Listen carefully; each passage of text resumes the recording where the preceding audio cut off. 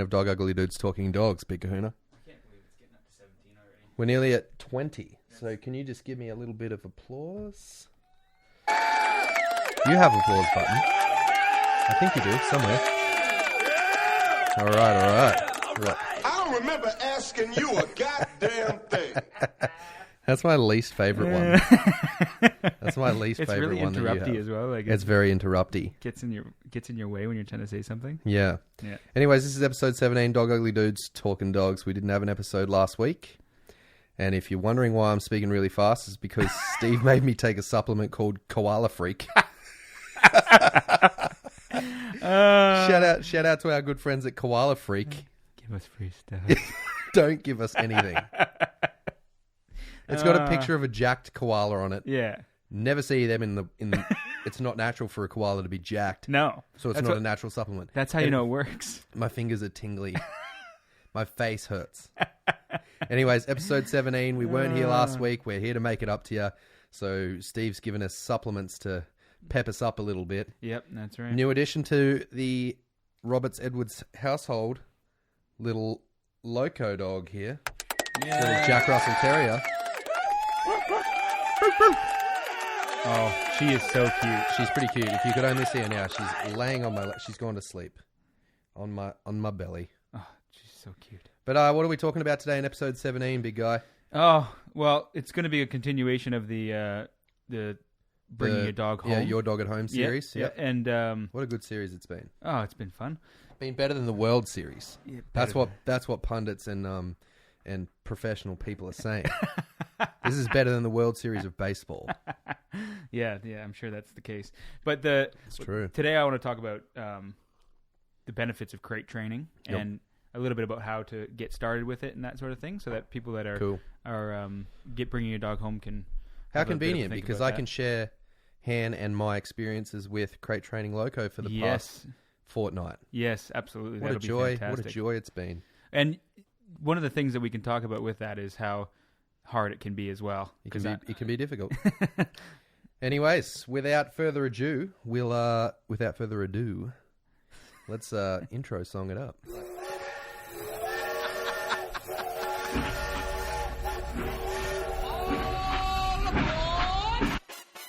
So this was happening a lot. They were derailing it all the time. Let's just see how fast we can get this thing go.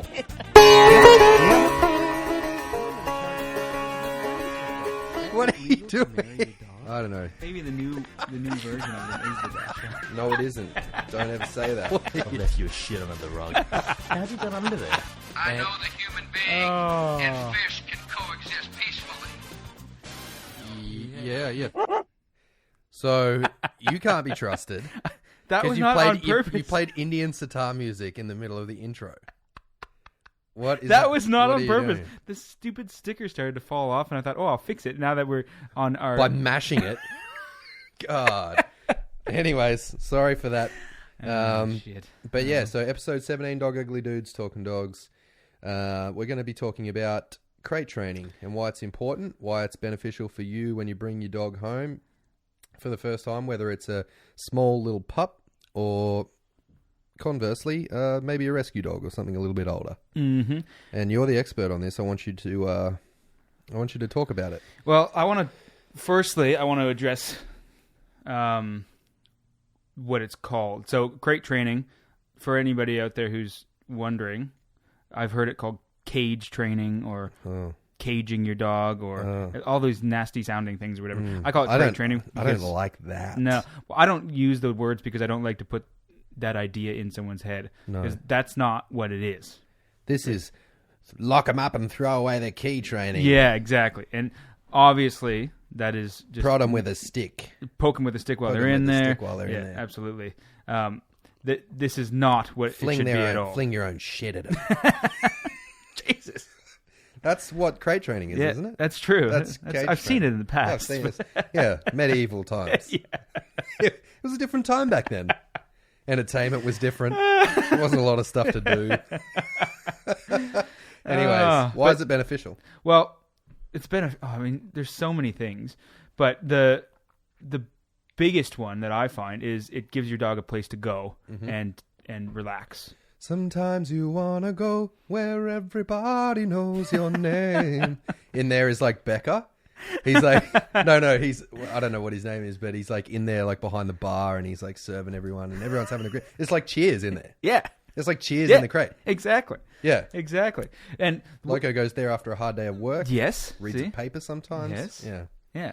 But the way that I look at it, it's probably closer to like a bedroom, right? So when you think about your bedroom, you don't feel like uncomfortable about it. You feel like relaxed. Like when you go into your room, you feel safe and relaxed, and you can sleep in there, and you're comfortable going to sleep. That's right. Right. Yeah. So that's sort of the way that I kind of think about the crates, but also as a place where all the good things come from. So that's what I want the dog to think about it in the beginning. Yep. Right. And the absolute worst thing you could do with a crate is just start throwing your dog in there. They don't know what's going on. They don't understand what's happening, and they're just in there for an undetermined amount of time, and then they get let out. Yep. The very first thing I like to do with the crate is just have one there. You know, Yeah, and then have they investigate it. Yeah. Yeah, it's the self-shaping. Yeah, and exactly. Yep. And with the self-shaping, there's things that are good in there, right? So, especially for a dog that's not had crate training in the past, and they're an adult dog, the very first thing I do is I say to the clients, get a crate, leave it open, keep the door tied open, and only feed your dog in the crate. Don't give them their food anywhere else. Yep. Right? And then by the end of 2 weeks, the dog, you pick up the food bowl, and then the dog's running in the crate and waiting in there because they know that's where they get fed. That's the proper way to do it. Right? So that works really, really well for a dog that's not had any of that before. Yep. And then you create this like positive space, right? So once you create the positive space, then when you close the door, it doesn't take away that positive feeling that the dog has. Yep. They still take it as a positive space. So then you can slowly start to build up the amount of time that you keep it closed for. Yep. Now, there's a little bit of a difference with the way that I would start puppies. Sure. Because with puppies, yes, you do want to make it a positive space and give them lots of rewards in there and that. And I would be doing that as regularly as possible. But the other thing with a crate is when you get a puppy, you're trying to teach them not to pee in the house and that sort of thing as well. So I use crates for toilet training, as much as possible. Which is what I'm using the crate for currently. Now, how are you finding it? Do you find it works quite well? I find it works really well, and I've been doing the set the alarm, wake up period, like 2 or 3 times a night. Yes. Yep. And she's generally really good. Still has a few accidents here and there, but that's not her fault. She shows all this, like, it's that I have missed the signs that she needs to go outside and pee, and I've is that when she's not been in her crate and then she's in the house and pretty much, man. Yeah. So this is all new to me, right? Like, for having dogs in the house and stuff. Yes. It's actually a really good and rewarding experience. You see so much more of what the dog has to offer you as a family member, as opposed to just being a working dog and like it's in the kennels and then you go and let it out and do the training, and you miss out on all that cool stuff. And Han's definitely happier with like a dog that is part of the family. I can imagine. Yeah, it's quite good that way. But crate training has been, it's been an experience. Like I've done a lot of crate training with dogs, but the first time in the house, right? Yeah, and using it as a tool to help you in the house is different than crate training outside of that. So, a couple of things that Josh talked about there that I think are very important points. So, how old is Loco? Loco is 8.5 weeks old now. Okay, I got her at 7 weeks. So the rule that I would use for how long a dog can be in a crate, without being let out, at a maximum, I would say, to be on the safe side, would be an hour for each a month that they've been alive. True. Right. So that's why when you're saying you set the alarm for the listeners out there, it's because a puppy shouldn't be able to stay in the crate through the whole night and not pee in the crate. Exactly right. Yep. So what we're trying to achieve there is let the dog be in the crate for long enough that they have to go and don't want to go where they're at, and then take them outside from that space and give them a space that they can go. Yep. So yeah, and already I've seen the benefits of it. Like, Yeah. so she's starting to put 2 and 2 together that whenever we go outside, so it started off with me just picking her up so that there was no accidents on the way. Mm-hmm. And now it's gotten to a point where I'll do a little bit of both. If I'm pretty certain that she really needs to pee, I'll pick her up, take her outside. But if I'm like, okay, I'll open the door and then we head straight out. Mm-hmm. Perfect. And I've seen her sometimes, so she'll walk up to the door when she's not, this is just random times, and she'll just paw at the door and I'm like, good girl, and open the door, and then she goes out and does a little wee. Yes, perfect. So she's already on her way with that quite well. There are still some accidents, but it's because, you know, she's been elsewhere in the house. I haven't paid attention to her. Like, you know, I'm not doing all the things that I should be doing as a dog owner. You know, like I'm not setting myself up for success the best way possible. You know, but it's cool with me. And that's the thing. Like there's levels to it that, you know, you can be super, super diligent with it and have.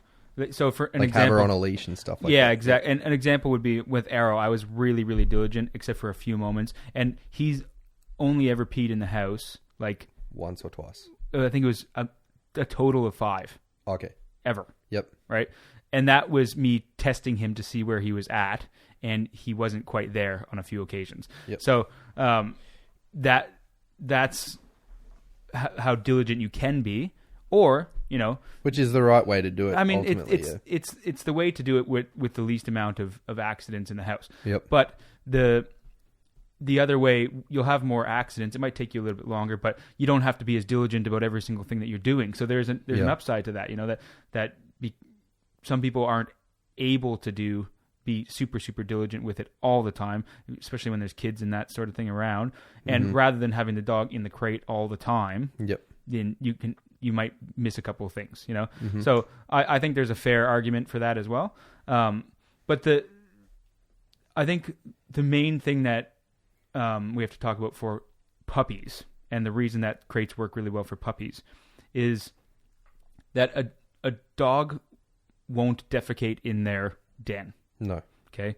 So what we're trying to replicate is a space that is similar to what they would consider a den. Yep. And if you put a dog in your house, they don't see it as a den. They see it as too big of a space, and they'll find a little spot in your house that they'll consider the den. Could be the spare room or something. That's like right. That, yeah. Even a bed or a spot on the couch literally could be that small. Yeah. And then everything else outside of that is fair game. That's right. Right? So what we're trying to create is a space that is small enough that the dogs don't want to pee in it and poo in it. Yep. Right? So, for example, if you are getting a dog that's peeing and pooing in their crate, it's probably too big of a crate. Yep. You know? So, for example, you've got a little tiny dog here. If you had her in an extra large crate, she would probably pick a corner that and just go and pee somewhere else. Yeah. So, if that's the case, then you have to make it smaller. So the idea is get a crate that's the right size, and there's all sorts of sizing charts and things that you can use in order to find the right size. But you get the dog to go into that space, and then make that space a positive place for them to be, and where they get to sleep and all that stuff. But the main goal is we don't want them to feel like it's a place that they want to pee. And the idea behind that is that we need to teach them to hold it. Yep. So it happens with kids as well, but the dogs, they'll be out and they'll be doing whatever they're doing, and then they go, "Oh, I kind of got to go pee," and they just go.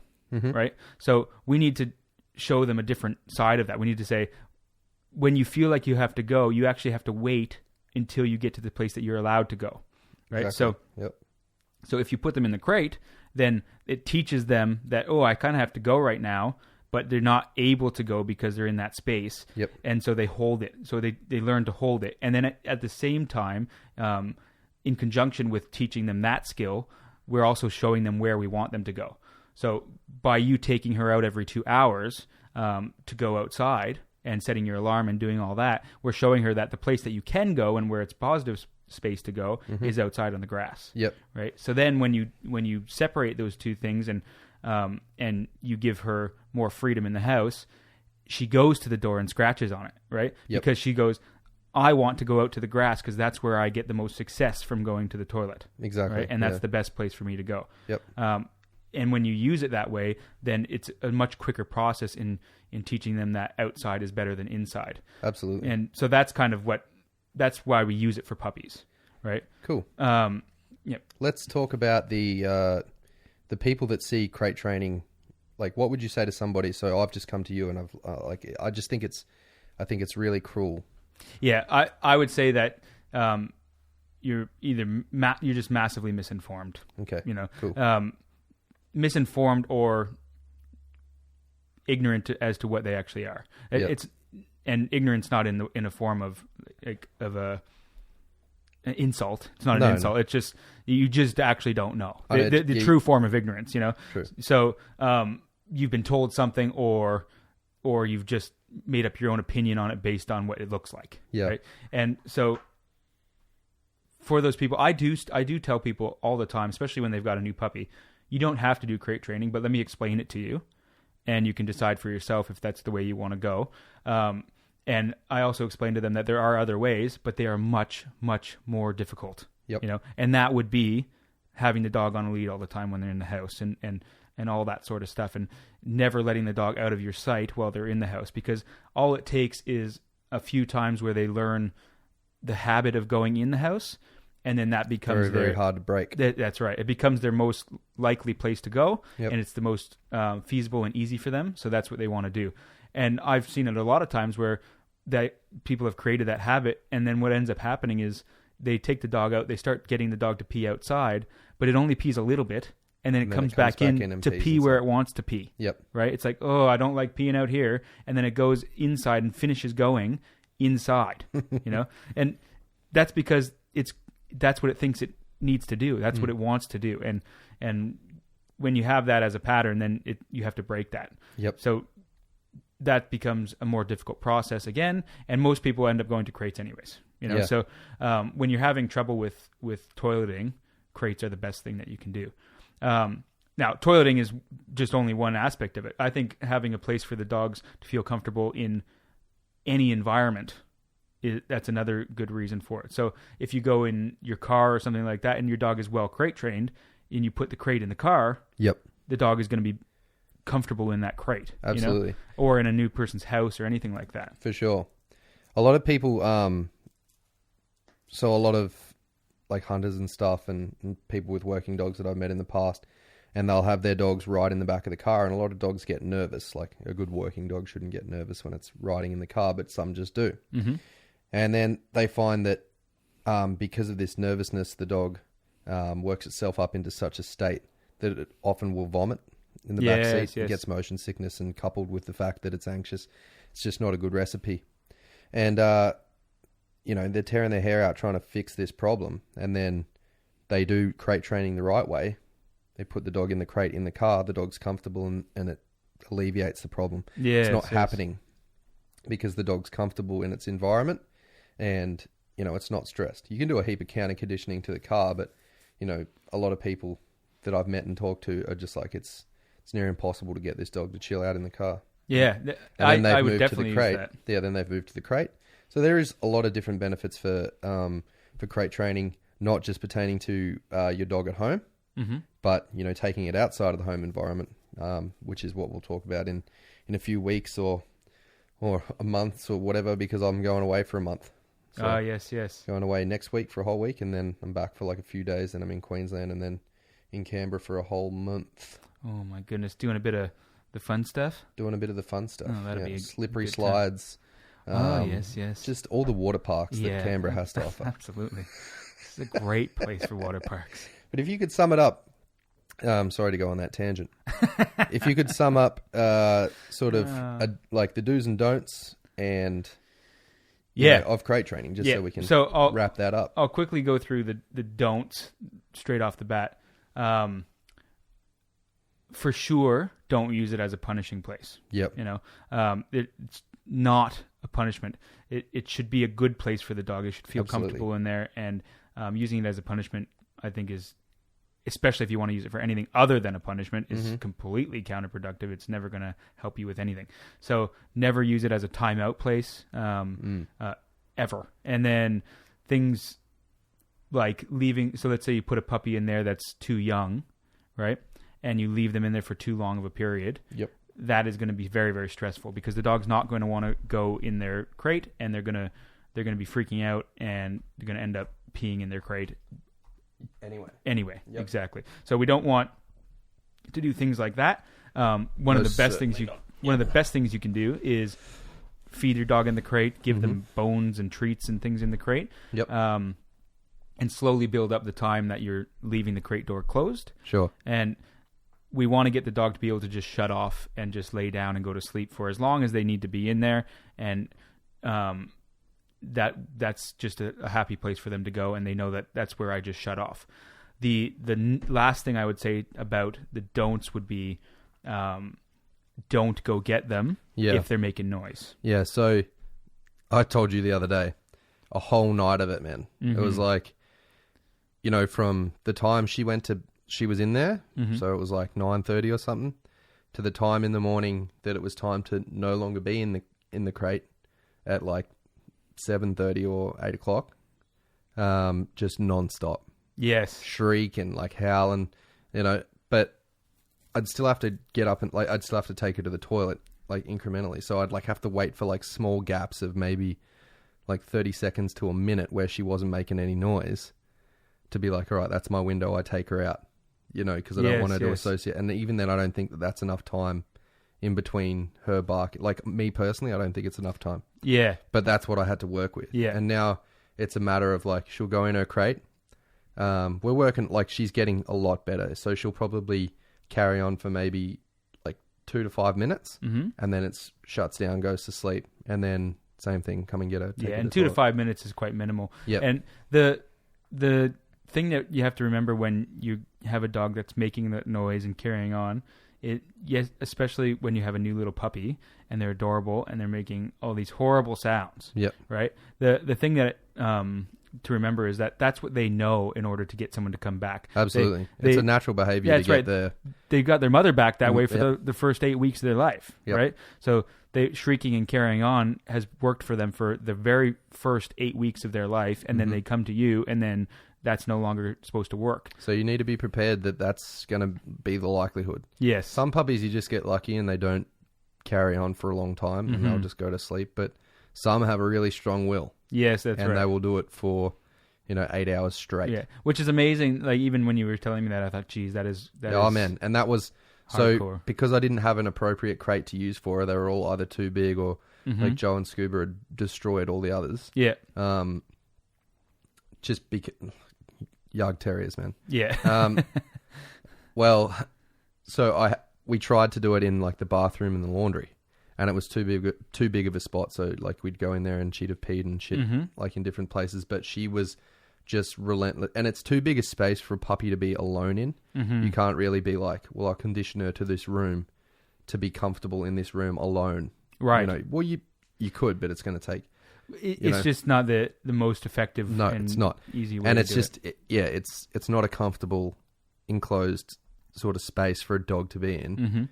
And she freaked out hard. And and it was the same thing. Like from the time she went in there to when she was no longer sleep time. Like the whole night, the whole morning. Yeah. Now, when you started changing that up, so you ended up putting her into a proper crate. Yep. Yep. And that. Now, did she carry on for the whole first night on that? In the crate, yeah. And so you just basically, that was when you started setting your alarm and said, okay, this is when I'm getting up, and hopefully you could get a small amount of time that you could get let her that small window. Yeah. So this is important to remember as well. Even though they're carrying on, what we put in place for Loco here was... I'll tell you what I did. I watched a shitload of Vikings and just... tried to lower my blood pressure with breathing exercises. Yes. That's what I did. Absolutely. And we basically said, okay, every 2 hours, get up so that the dog starts to realize that there's a pattern of things happening here. So like she's not stuck in there for the whole night. Every couple of hours she gets to get out and go outside, and hopefully that pattern will settle her down and make her be quiet more often. It seems to have helped. Yep.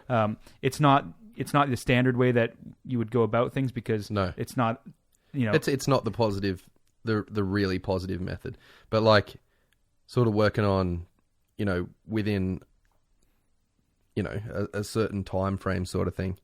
Like, I didn't have a lot of time to sort of be like, all right, get used to the crate and stuff, like, which is what I should have done. Well, but now it's like that's something that I would say should be done at the breeders as well. Yeah, right. Before mate, she slept like she never spent a night on her own. Yeah, that's what a lot of breeders do. Yes. So a lot of breeders will be like, this puppy has spent 3 or 4 nights on its own, and has been conditioned to the crate. Well, nah. Yeah, exactly. These guys are like straight up hunter men, so it's like the dogs are in a pen, not with their mother anymore. It's just their litter mates. Mm-hmm. So they've got their litter mates there for comfort and warmth, and that familiarity. But they're not exposed to the crate. Yeah, not exposed to being on their own. And if they've never been exposed to it before they come to you, then it is much, much more difficult. But this is where it's not necessarily the fact that they need to be exposed beforehand. Anyway, like, that's what you've done there is what I do when I get a dog, when I get them home. As long as you give them the right amount of time before you let them out, and you don't push them too far and say you have to be in there for ages and ages. Yeah, we're just doing a puppy handover. Yeah. Handover of the little monkey. She's sleeping with the big Kahuna now. Yes, a good thing. Oh my goodness. She's so much bigger as well than when we first got her, like a week and a half ago. This is the first time I've got to even see her. Yeah, adorable thing. She's been out to public car parks and stuff. I don't buy into don't let your dog out until it's fully vaccinated. No, that's the only vaccination she's going to get. Vaccination parvo, by man. fire. She had parvo. So that's that on crate training. We've got about 18 minutes left if we want to get under the 45-minute mark. Well, so then we need to we better move crack along. in. We better crack in. So, yeah, if you've got any questions about crate training or you want anything explained further, because we haven't really... Well, Steve's done a really good job of explaining it and sort of covering off on it as best we can in the time frame that we're sort of allocating ourselves these days. But if you've got any questions, feel free to ask on Instagram, Facebook, or if you want to whatever. tell us that we're evil monsters for putting dogs in cages, exactly. Tell us that too. Send us to 123 Go Fuck Yourself Lane. Don't get upset. And I'll write you back another letter. So how's that sound? Real good. Anyways, coming up, it's breed of the week. I don't know what breed that it could be. Maybe a Whippet or a small Bichon Frise. But if you stick around, you will see. 'Cause it's time for breed of the week. I don't know what breed that it could be. Maybe a Labrador or a BSMG. But if you stick around, you will see. 'Cause it's time for breed of the week.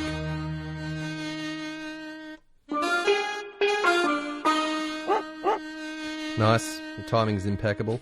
Once again. All right, so we've changed it up a little bit. We've decided that I rambled too much on Breed of the Week. So the only source that we're going to go by is the Every Dog, a book of over 450 breeds by Nancy Hajeski. Thank you, Nancy. Thank you very much. So this is sort of our dog Bible, and that's what we're going to be using for Breed of the Week. So this week we've got 2, because I sort of feel like I want to cover off on both of them.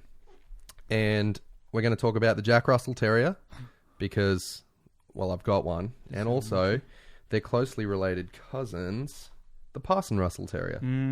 Okay? So, Jack Russell Terriers, according to Every Dog, a book of over 450 breeds.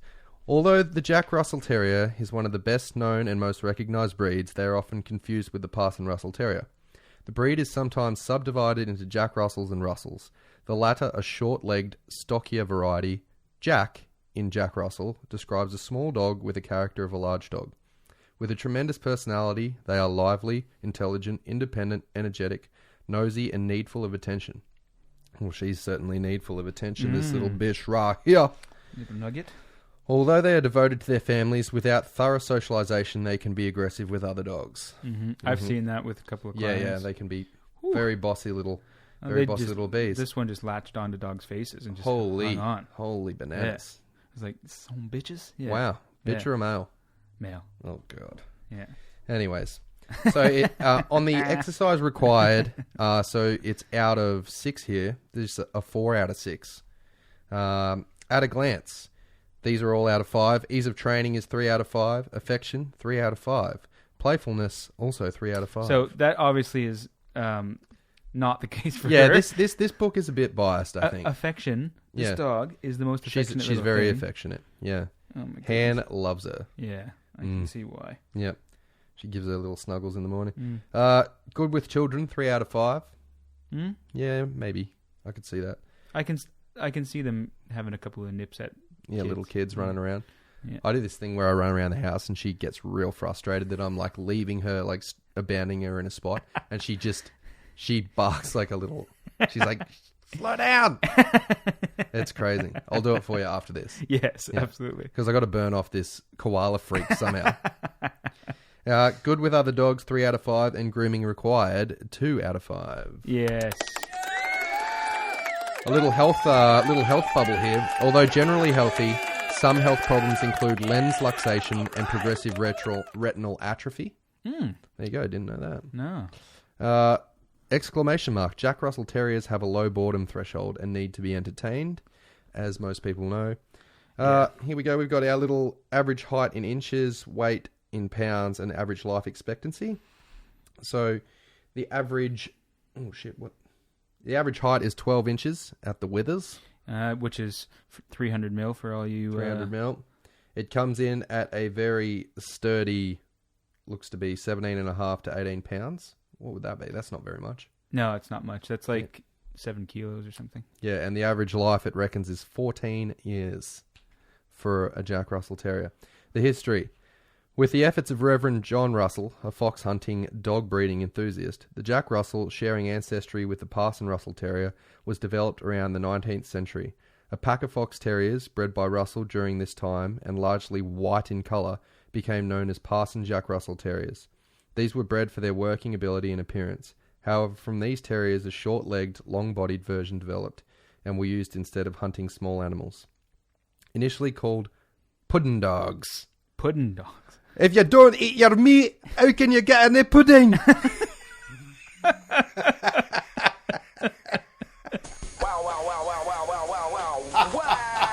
Pink Floyd reference. The pudding. Look at that wee pudding. I'm going to call this dog Sticky Date. It's a Sticky Date pudding. Pudding dogs and shorties. These terriers became known as the Jack Russell Terrier. There we go. Now let's flip a few pages over to the Parson Russell. So hold on. So they were just fox terriers? Fox terriers that like he selectively bred, and I think he like crossed sort a of few other things over in there. But they're short and stout, sort of little things. But the Parson Russell Terrier, for those that don't know, it's a Jack Russell. It looks a lot like a Jack Russell. This is what her mum looks like. Give us a look. So a bit leggier. Oh, yeah. Bit longer in the body. Very much like them, yeah, very much. So her mum looks a lot like a Parson Russell, and all these other dogs that I saw at the kennel where I got her, the breeders, they're just a lot physically look a lot more athletic than the like small-legged, barrel-chested Jack Russells that you might know. Yeah. So to me, she like at the moment as a puppy, she looks a lot more like a Parson Russell. Right. And this exercise required for the Parson Russell is at 5 out of 6. Oh yes. So we've bumped up a notch. Yeah. The standard has changed. So this is the Parson Russell. The standard has changed little over the years due to the hard work of breeders to maintain the working quality of the Parson Russell breed. They are dedicated, fearless, and tenacious. Best suited as hunters and working dogs, although they are often kept as companions. These dogs are reserved with strangers, and due to their relatively low tolerance level, they can be aggressive with other dogs and easily become snappy, noisy, and bad-tempered. While as a result of their temperament, they are not suitable for households with young children, the Parson Russell are outgoing and loyal to their families. Let's have a look at it at a glance. Ease of training, 4 out of 5. Affection, 4 out of 5. Playfulness, 5 out of 5. It's her. It's her. Yeah, it's her. Good with children, 3 out of 5. Don't tell Han. Good with other dogs, 3 out of 5. Also don't tell Han. Grooming required, 3 out of 5. Okay. So it's bumped up a notch. Yeah. So good with other dogs. I mean, a lot that's going to depend on how they're raised as well. Exactly, You know, yep. like she just had exposure to my two out there, and she was awesome. beautiful Yeah. with them. You know, no Yeah, problem she at was all. really good. So this book, like, sorry Nancy, but you are a little bit biased. I think you've Well, and I mean, how can she possibly know what the temperaments are of all of them? She must have got all this information Don't from know, man. somewhere. You know, Yeah, so, I don't know. I don't know how she came up with the algorithm for actually allocating what dog got what rating. But so although so this is the little health bubble. Although generally healthy, some problems can include lens luxation, progressive retinal atrophy, and late onset ataxia. I don't know what the fuck that is. but the same. You just weren't paying attention there. No, I was not. The same things as a Jack Russell. Pretty They much, must be man. very, very closely related. They are very closely Yeah. related. And if you have a look at them, so do a search, do Jack Russell search, which are more smooth coat, and then these ones are a little bit more Spell broken coated or spell wiry. the. Parson, Parson. So that's for actual English speaking people. Yeah. It just doesn't sound like Parson. that. Parson. Parson. It's parson. Parson. Parson. Like a Burmese parson. Anyways, in this little exclamation box, we've got Parson Russell Terriers have a high hunting drive and will roam if left unattended. Hopefully that's what she has. Mm-hmm. I want her to have her own independence and just go and hunt stuff. Absolutely. It is essential they have a well-fenced yard, exclamation mark. Let's have a look. So average height of a Parson Russell is between 14 and 15 inches, so they're that little bit taller than the Jackie. Yeah. They're a little bit heavier. They come in just under 20 pounds, Mm-hmm. just a 10 tiny, kilos, yeah, just a yeah. tiny bit heavier. And they are expected to live between 15 and 16 years. Oh, so So longer life. longer, yeah. Jeez. Longer life. Let's have a look at the history. Like the Jack Russell Terrier, the Parson Russell Terrier was developed by the fox hunting enthusiast Reverend John Russell in the 19th century. He owned a pack of foxies that became known as Parson Russell Terriers, most of which trace back to a terrier named Trump.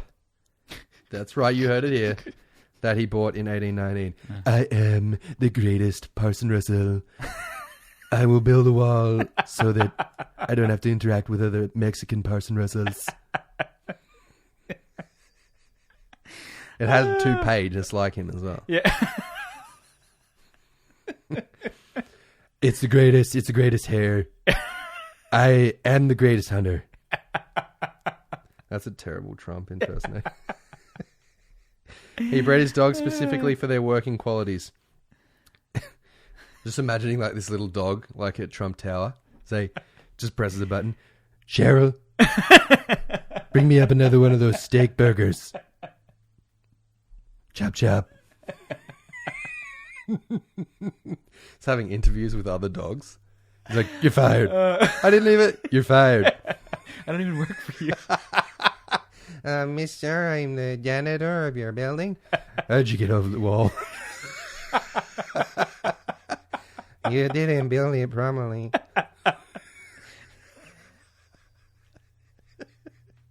Inappropriate. It wasn't enough funding. Inappropriate. Oh well, I don't care. He bred his dogs specifically for their working qualities, unconcerned with appearance as he shunned the show world. Woo! That's your cup Now of that, tea, Josh. now that is a reverend that I would go and listen to at church. You know? I'd still find that difficult, but Yeah, I wouldn't listen to anything else he said at church. just about. He's like, and on the sixth day, Jesus rose again. But let me tell you one thing. The shoreline breeders in this world, they're going to ruin everything. And I'm like, can I get an amen?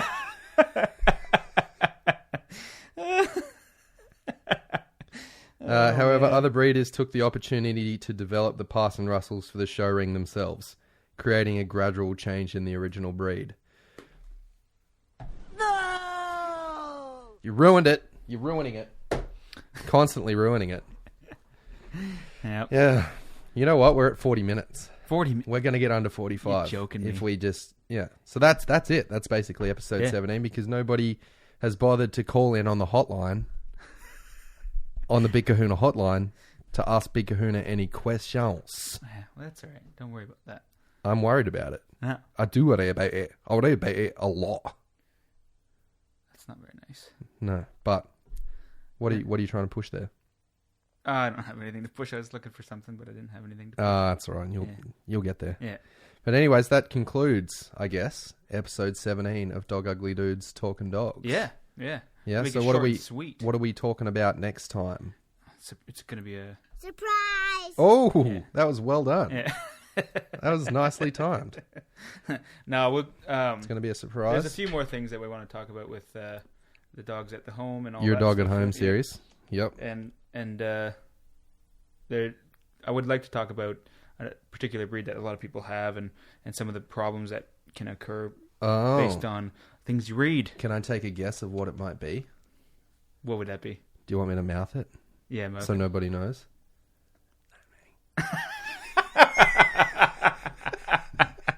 That's right, Josh. You look like a Muppet. Anyway. That's it. That's in the books. Episode 17 of Dog Ugly Dudes Talking Dogs. If you enjoyed this episode, if you got this far, we appreciate you listening. Hit us up. Actually, we had a review the other day from some lady in England. Yeah. In England, the United Kingdom. And I really appreciated waking up and finding out that she'd written something really, really nice. Yeah. She said you were really funny. She said you were. No, she didn't. Yes, she did. She said, I wish that he wasn't even on the show. I wish he wasn't a co-host. Well, yeah. But we really appreciate any feedback that we get. Listen up, people. Any questions you got, we'd love to hear them. Send them our Oh, way. oh shit. We did have a question, actually. We'll get it in the next yeah, episode. we'll get it in the next episode. That was from Jamie. Jamie Richens as well. Listen to God you. damn it. Oh. I'm really sorry. Carrying on like no one's sending any questions. I know. I'm And really sorry. I'm really sorry, Jamie. But yeah. But anyways, we'll get to it, and I promise we'll answer that question. For you, Josh. That's for me. I've let the team down. I've let everybody down. It's cool! Nation, it's not. It's not. I'm gonna go and jam my knee in the door. Self-inflict that punishment. But anyways, hope you guys have a good week. Doing what you're doing with your families, with your friends, with those beautiful pooches in your life. And thanks for being part of the Dog Ugly Dudes Talking Dogs community. And we'll talk to you next time.